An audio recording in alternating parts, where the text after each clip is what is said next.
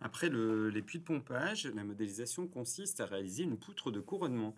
Cette poutre de couronnement, c'est un élément qui va être placé sur la paroi moulée, ici sur le pourtour de cette paroi moulée, qui sera particulièrement ferraillé pour reprendre les charges de la dalle qui vont être au-dessus.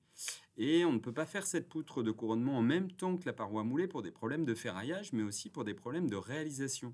La paroi moulée est réalisée à partir du niveau du sol, qui était en phase projet à 235 mètres, là. D'accord. Et la poutre de couronnement va être réalisée, elle, au-dessus. Et elle va donc être coffrée, alors que la paroi moulée n'est pas coffrée.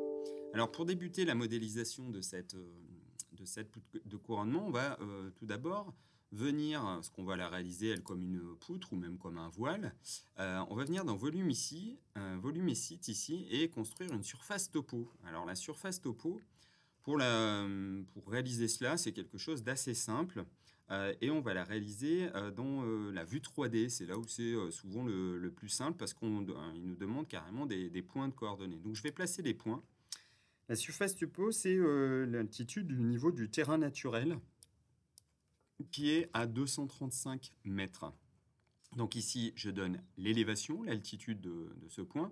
Alors je pourrais travailler en coordonnées absolues ou relatives, non que absolues ici. Et je vais placer des points. Et tout simplement, je vais dessiner euh, une surface topo. Alors même si la vue est incomplète ici, je viens jusque là. Et j'ai créé maintenant cette surface topo. Alors je l'ai fait assez rapidement. Voilà à quoi ça ressemble. Ça me permet de dessiner un niveau de terre. Parce que pour l'instant, on ne l'avait pas dessiné avant, on aurait pu très bien la dessiner avant. Tous les travaux qui ont été faits depuis ce niveau, cette surface de terre initiale. Parfois, il est intéressant de la représenter, parfois ce n'est pas intéressant de la représenter. Là, par exemple, je peux, si je souhaite, la masquer, cet élément. Donc, je vous rappelle qu'on peut masquer l'élément dans la vue. Là, il disparaît provisoirement.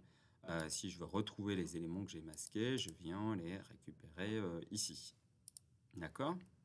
Euh, voilà. Donc là, j'ai ma surface topo. Et donc, au-dessus de la paroi moulée, je vais venir représenter coffret, ferraillé, coulé, une poutre de couronnement. Cette poutre de couronnement, il faut la coffrer tant qu'on n'a pas commencé l'excavation, sinon on va se retrouver ici, là, au-dessus du vide, et devoir coffrer une poutre au-dessus de plusieurs mètres de vide, bah, c'est pas judicieux, donc d'un point de vue sécurité, on va venir la réaliser maintenant. Donc pour la réaliser, je peux me placer soit au niveau 2, voilà, à cet endroit-là. Je vais pour cela utiliser, eh bien, comme on l'a déjà fait, un mur. D'accord, un mur porteur. Automatiquement, le dernier que j'avais, c'était mur de base par roue à mouler. Je vais peut-être le dupliquer, ce qui va faire exactement la même épaisseur, mais je vais l'appeler poutre de couronnement. D'accord. Je ne modifie pas sa structure. Je vois qu'il fait 0,8, c'est exactement ce que je veux. Et donc, pour le modéliser, je vais rechercher ici l'accrochage aux objets, le centre du cercle, et me dessiner cette poutre de couronnement. Voilà, donc là elle est représentée. En le faisant, j'ai rien choisi du tout sur les épaisseurs, ainsi de suite. Alors il me dit que les murs se chevauchent. Effectivement, je n'ai pas fait attention. Donc je vais devoir regarder ce qui se passe. Alors pour voir ce qui se passe en vue 3D, c'est souvent plus judicieux.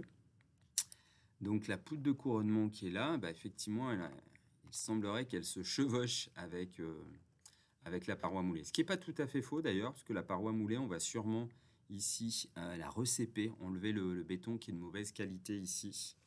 Mais bon, pour pas qu'il y ait de problème sur Revit, on va faire cela en contrainte inférieure par rapport au niveau 2, eh bien c'est à 0, parce que ma paroi moulée, elle était à 235 mètres ici, donc là j'aurai pas de chevauchement. Et elle va aller jusqu'au niveau supérieur, qui est le niveau 2, et sans décalage supérieur appliqué. Et plus basse que la partie. Alors, j'ai inversé peut-être mes éléments. Oui, c'est que ici, il faut que je mette moins 2 mètres, pardon. Sinon, ça allait de 0 à 0. Donc, de moins 2 à 0. Si j'applique, voilà, la poutre de couronnement se trouve ici. Voilà pour sa réalisation. Alors pour mettre en évidence cette poutre de couronnement, si je crée une vue 3D adapté à cette phase-là. Si je l'appelle 3D, on en est à quelle étape? On n'a pas fait les autres, mais on pourra les faire progressivement. Donc là, c'est la 3D phase 5. Poudre de couronnement. D'accord, et donc dans cette vue-là, il est peut-être pas judicieux de faire une coupe parce qu'on n'a rien fait dans le sol. Donc, hop, je vais représenter tout simplement cette vue-là comme ceci. Et donc la poudre de couronnement qui est représentée, c'est cet élément-là. Voilà.